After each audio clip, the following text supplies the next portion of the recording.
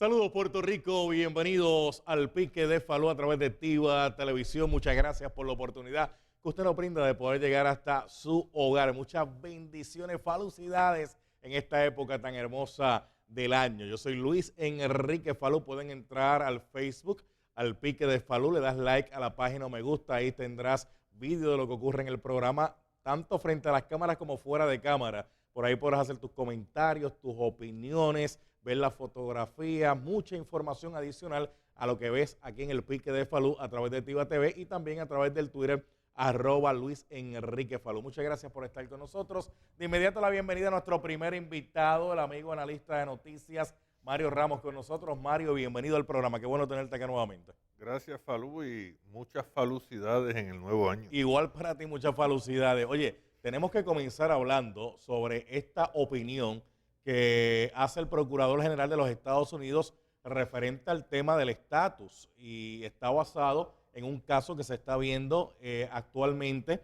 El Tribunal Supremo de los Estados Unidos acogió el caso luego de una determinación del Tribunal Supremo de Puerto Rico, donde el Procurador General se le pide una opinión en este caso y él plantea que, no, mire, Puerto Rico es un territorio. Puerto Rico sigue bajo los poderes plenarios del Congreso de los Estados Unidos y todo el mundo pues tenía conocimiento sobre eso. El problema que hay es que el gobernador de Puerto Rico escribió una carta planteando, oye, ¿y qué fue lo que pasó en el 1952 y en el 53? ¿Qué fue? Que se engañó al mundo cuando se le dijo a la Organización de Naciones Unidas que Puerto Rico ya no era una colonia.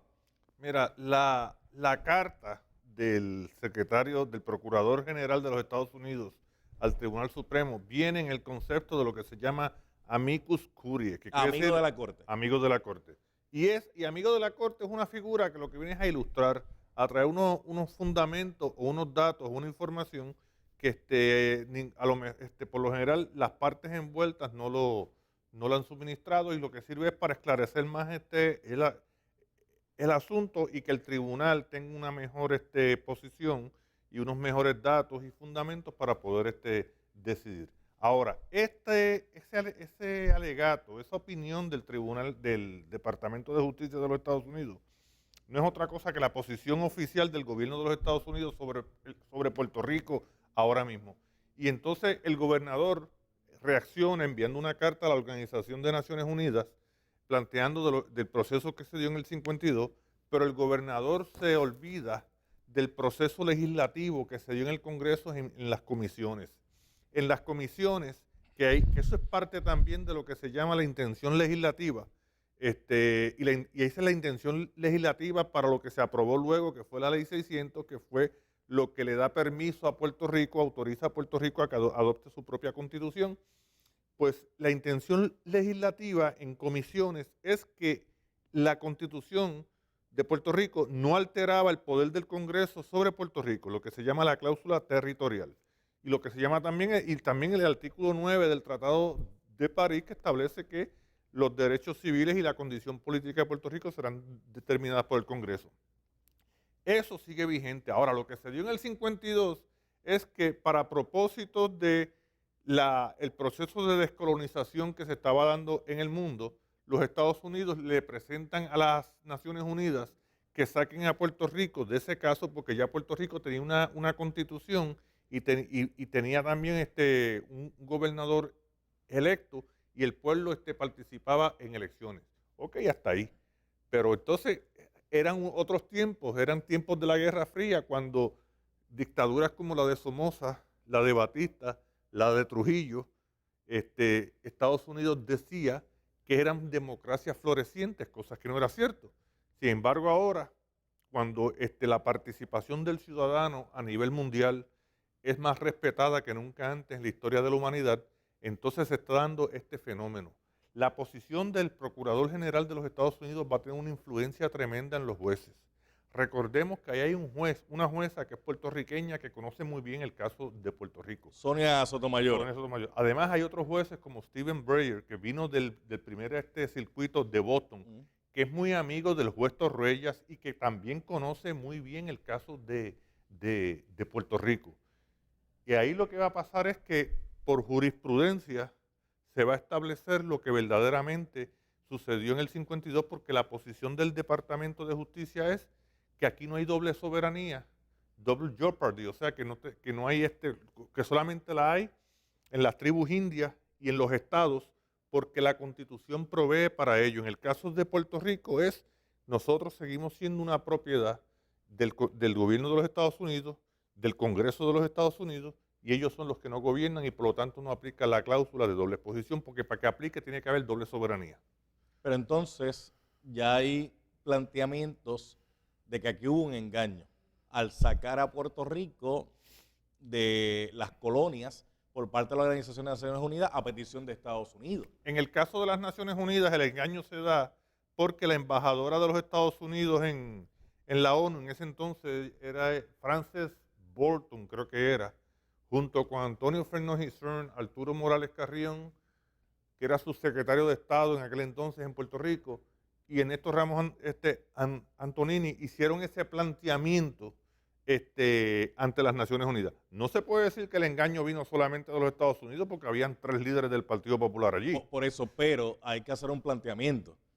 La metrópolis es Estados Unidos. Sí, Estados cierto. Unidos es quien tiene colonizado a Puerto Rico, es el que tiene el poder sobre el territorio de Puerto Rico. Sí, pero entonces hubo un doble engaño. Ese engaño que tú dices ante las Naciones Unidas y el otro engaño se da a nivel de Puerto Rico. Claro, cuando... pero en ese momento, ante la Organización de Naciones Unidas, aunque es cierto que habían 3 puertorriqueños allí, la realidad es que el poder lo tiene la metrópolis. Lo tiene la metrópolis, es cierto, Y la pero... metrópolis en este caso es Estados Unidos. Sí, pero entonces estos 3 fueron como amanuenses.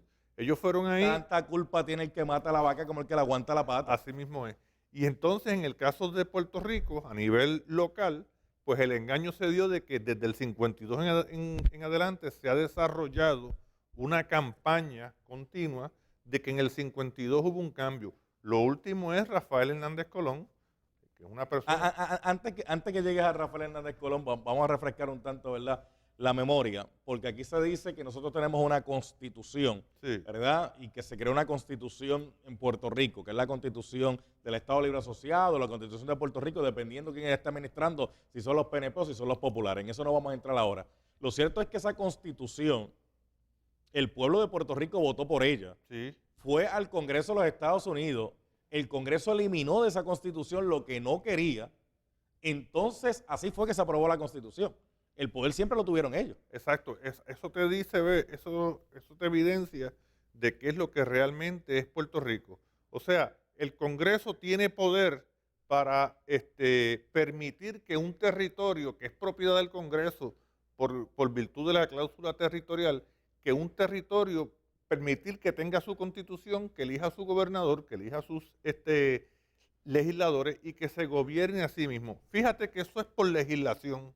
Distinto a los estados, que es por mandato constitucional, porque los estados tienen una soberanía por virtud de la enmienda 10ª de la Constitución de los Estados Unidos, y las tribus indias, que ya han sido reconocidas desde el 1832 por el Tribunal Supremo de los Estados Unidos como naciones soberanas, porque estaban desde mucho antes que se fundara los Estados Unidos. Pero en el caso de Puerto Rico no. La tesis de Rafael Hernández Colón... Regresamos a Hernández Colón. Es que en el 52... dice él, se creó un nuevo estatus. Y eso, yo a Rafael Hernández Colón lo respeto mucho. Es una persona extremadamente brillante, pero yo no estoy de acuerdo con él. No se creó un nuevo estatus, lo que se creó sí fue una constitución, pero no un nuevo estatus porque Puerto Rico sigue estando bajo los poderes plenarios del Congreso de los Estados Unidos. Vamos a ver qué pasa ahora, ¿verdad? ¿Qué determinación va a tomar el Tribunal Supremo de los Estados Unidos? Que a fin de cuentas es el que va a decidir en este caso si aplica o no aplica, si hay doble soberanía o no hay doble soberanía. El Tribunal Supremo de los Estados Unidos es quien tiene la última palabra. Y esto se había dado antes, en el 1993, un caso que llegó a la Corte de Apelaciones en Atlanta, creo que es el 11º circuito, el caso de U.S. versus Sánchez, donde plantea que en el caso no había doble exposición, era un caso de alguien que había puesto una bomba en Mayagüez, y yo no sé, y lo procesaron también en Miami por otra, era algo, no me acuerdo bien de los hechos, la cuestión es que lo que decidió el caso es que en el caso de Puerto Rico, una persona que sea juzgada en Puerto Rico y también sea a nivel de las cortes locales y sea juzgado a nivel de una corte federal, en Atlanta se decidió que no había doble exposición. O sea que ya esto se había visto antes. Y este caso de Atlanta, de U.S. versus Sánchez, plantea también la la soberanía que tienen los estados y las tribus indias distinto a Puerto Rico, que no la tienen. De hecho, un ejemplo que da la opinión del Procurador General de cómo el Congreso con Puerto Rico, para ver que no hay soberanía, usa de ejemplo una legislatura estatal con los municipios. Los municipios tienen autonomía, pero es una autonomía legislada, pero no hay una doble exposición entre un municipio, entre una ley o una ordenanza municipal y una ley del Estado. No se puede plantear que allí hay doble exposición o doble soberanía.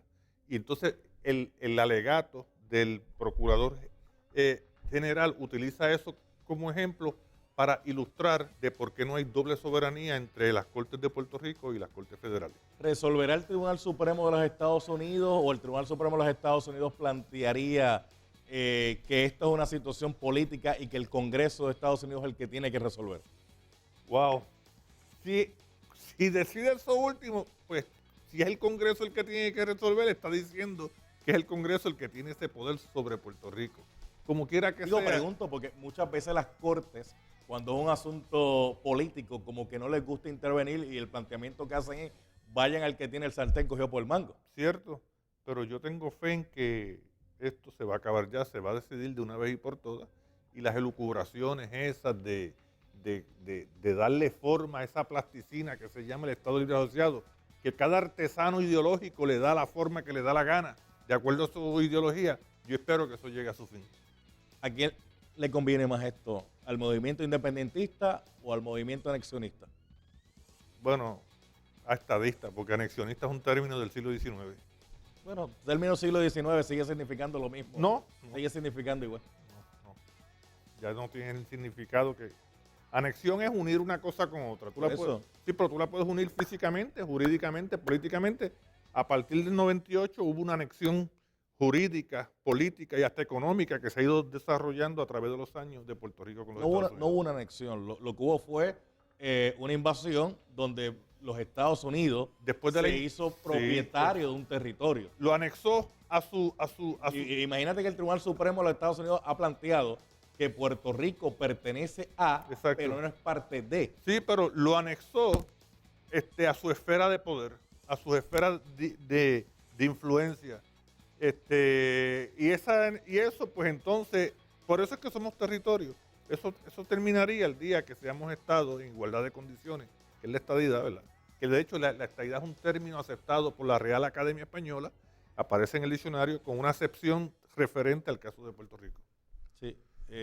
Gracias, Mario Ramos, por haber estado con nosotros un rato acá en el programa. Gracias por muchas felicidades, ¿eh? Igualmente, sí, felicidades. Oye, por ahí viene nada más y nada menos que el presidente del Frente Unido de Policías Organizados, Diego Figueroa, para hablar de esta situación que atraviesa la policía tan lamentable, esta tragedia, esta masacre que se registra en Ponce, donde un agente de la policía ultima a otros 3. Ya mismito vamos a hablar de eso. Ya mismito viene por ahí Abuela Fefa. ¿Quién es Abuela Fefa? Usted se va a enterar aquí en el programa, señoras y señores, y el trabajo comunitario excelente que realiza. Y venimos hablando en el día de hoy de, mira, ponle la chapa. ¿A quién hay que ponerle la chapa? Tiene que quedarse pendiente en el programa. Regresamos en breve.